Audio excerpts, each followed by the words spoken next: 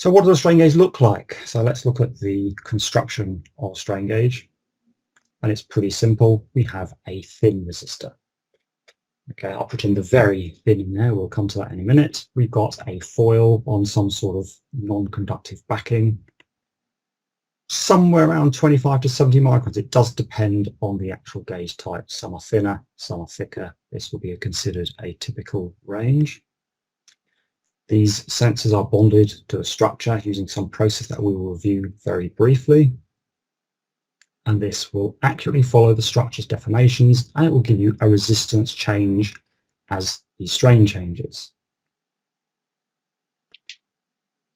Just a bit more of a close-up here, and there's a few more bits of terminology, and I don't really have time to go through all of these. I've been timing this, but you can look at this at your leisure at a later time.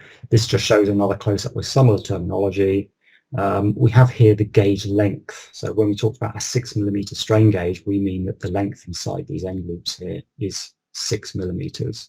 And the strain measures average strain in the grid, and it measures strain in the direction of the grid lines. And that's why we have these very distinctive alignment marks, so we can position the gauge accurately to take the measurement that we wish to take. When we say very thin, let's define the two things it's made of. Well, the foil, we talk about 5 microns, although we are rolling foil down to 2.5 microns on occasion. And the matrix, typically 25 microns. It can be thinner with some strain gauges, thicker on others. But we are talking about a device that is something like half the thickness of a human hair overall. So typical human hair is around 50 microns. The foil is a tenth of that, and the matrix is half of that. So it's a very, very thin sensor. One thing to note, by the way, this is a traditional strain gauge. Notice that they have this serpentine pattern with the end loops. I will contrast that to what we call the advanced sensor in a little while. Now this strain gauge is a photo etch device. So we take a foil, bond it to a carrier, and then we photo etch a pattern. So they can be photo etched in many different patterns.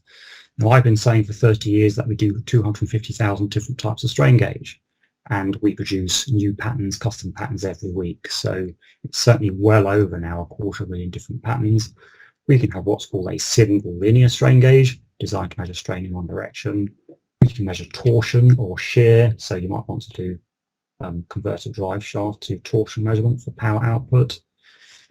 If you want to measure a linear strain gauge, you need to know which direction to put the gauge, whereas if you use a through-rose etch, you can resolve by maths the actual principal magnitudes and directions. So if you don't know direction, a through-rose rosette is ideal.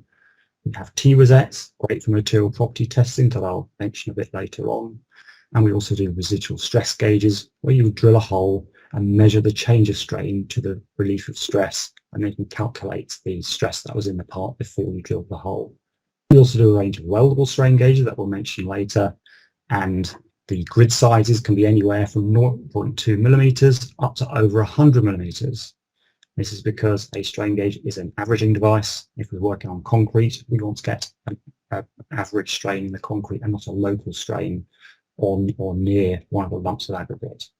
So there's many thousands of different patterns that you can choose from to suit the application.